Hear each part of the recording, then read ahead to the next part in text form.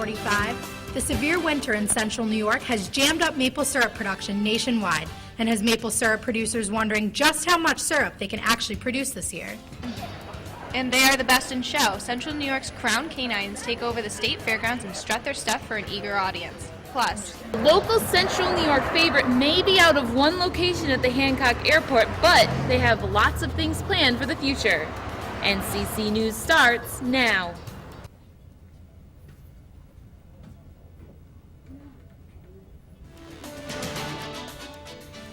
We have some breaking news to share with you tonight. Syracuse freshman point guard Tyler Ennis has announced he is declaring for the 2014 NBA Draft. In a statement from SU, Ennis said, "I'd like to thank Coach Boeheim, the coaching staff, my teammates, and the amazing fans of Syracuse for the opportunity to play at a great university like Syracuse." A local business prepares to say goodbye to its prime location in the Hancock Airport. Good afternoon, I'm Jade Krzeski. And I'm Caitlin Richards. Fans of local coffee shop Cafe Kubal are up in arms after an announcement that the coffee company is being told to leave the airport to be replaced by a chain company. And that's our top story. It's a big hit against local businesses and is making a lot of people unhappy. In a sudden move, local coffee company Cafe Kubal is being forced to tear down its airport coffee shop and make way from a national chain, Dunkin' Donuts. Jennifer Steller tells us why this decision left the Cafe Kubal owner reeling and what he will do next. Thanks, Caitlin. When the city decided it would give up control of the airport and a new company came into control, vendors wondered what would become of workers and businesses established there. Now it seems we have part of an answer. A local business is being taken out of its prime location after secure it to be replaced by a national chain. Councilor Goddard also told me that once the airport is taken over by the authority, he will no longer have the responsibility of being in charge of the airport committee. The committee will no longer exist, and Hancock Airport may begin to look quite different. Well, thanks, Jen. Syracuse University hotspot Funkin' Waffles is ready to make its way into downtown Syracuse's scene. Funkin' Waffles has been serving food and live music to visitors for more than 7 years, and now it wants to bring its eclectic style to a wider audience. Owner Adam Gold is still waiting for the city approval for his project, but is excited for the new opportunities it could bring. The new location would be on the ground level and be wheelchair accessible for the first time. The current location is under Chuck's on Marshall Street, with little parking available. The new waffle shop would also serve drinks, which Gold says will expand on the live entertainment and music crowds. Local business that is not doing so well is the maple syrup industry. Syrup producers throughout New England and up into Canada are reporting severely low levels of production due to lower than normal temperatures this winter. According to Next Generation Maple Products President Steve Cacamo, producers should be about 3/4 of the way through production by this time this year. To date, I haven't made one drop of maple syrup yet. I do have some sap stored that, and this week I will be producing. So it's been a pretty tough year so far. Producers are running out of time. Once trees start to bud, Cacamo says the sugar content of the sap changes and takes on a bad taste. Cacamo says he usually produces around 30 gallons of syrup, but will likely only reach half of his normal production totals. However, he does not expect prices to go up as a result of low production. Maple producers aren't the only ones feeling the sting on a frigid winter. Vineyard farms plagued by an icy winter can now turn to the government for helping keeping their businesses afloat. The U.S. Department of Agriculture has declared 19 upstate New York counties disaster areas for vineyard growth. Vineyards in these counties can apply for federal assistance to recover after the severe cold ruined their crop. The disaster areas include the Finger Lakes wine region. More than 300 people from around central New York gathered together today to discuss ways to make businesses and building more environmentally friendly in the future. Certainly it's on the subject of making our buildings a lot more sustainable. And that includes green building practices, but there's a lot more to it.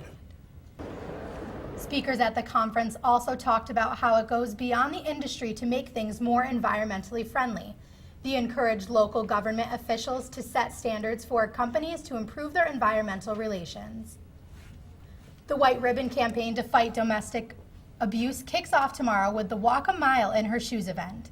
The Vera House event encourages men and women to sign up and support the fight against domestic abuse. Men participating in the walk are encouraged to do so in women's shoes. The walk will begin at noon in Clinton Square. It is not too late to sign up for the walk on the Vera House webpage. If you can't walk but still want to donate, you can choose to sponsor a participant. So far, Vera House has raised more than $13,000 for education and awareness goals. They hope to raise $30,000 by the time the walk kicks off on Friday.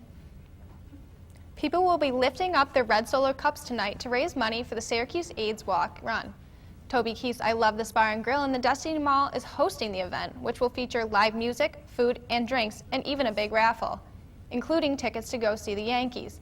People can purchase lounge or VIP tickets, which go towards food at the party, and also a chance at winning tickets to the national acts that make their way to the bar all year long.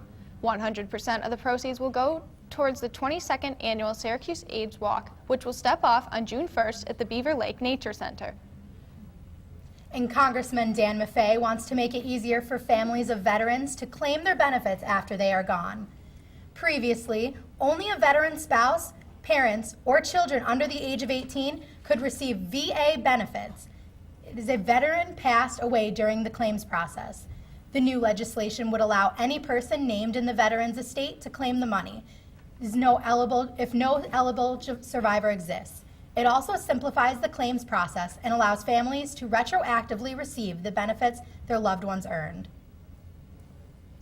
Furry flair and talented tail waggers took center stage today at the New York State Fairgrounds.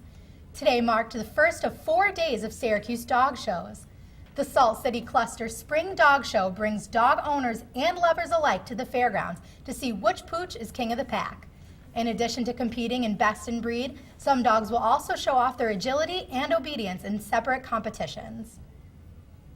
And we see many of the same people at other shows throughout the country. We never see the exact same people every weekend because everybody's going in different directions. Admission was free today, but will cost $5 for the rest of the weekend. And coming up on NCC News at 4:45, rescuers are not giving up the search for survivors of the massive landslide in Washington.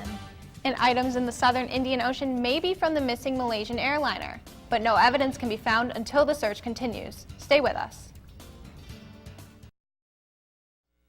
Honor the days of driving around your neighborhood pinning lost dog signs up on every open space. Now, there's an app for that. A new app can help lost dog owners reunite with their furry friends. The app allows dog owners to send out pictures of their missing pooch to local veterinarians and kennels. And facial recognition software can try and match your dog's pictures with pictures that have already been found and are stored on the database. Some experts have questioned the accuracy of the facial recognition software, saying mixed breed could complicate the process. But when you are searching for your favorite furry pal, sometimes any hope of reuniting is worth taking that chance. And that's all the times we have tonight for NCC News. As always, you can tune in to NCC News Online for additional content and more stories. I'm Caitlin Richards. And I'm Jade Krzeski. Thanks for watching.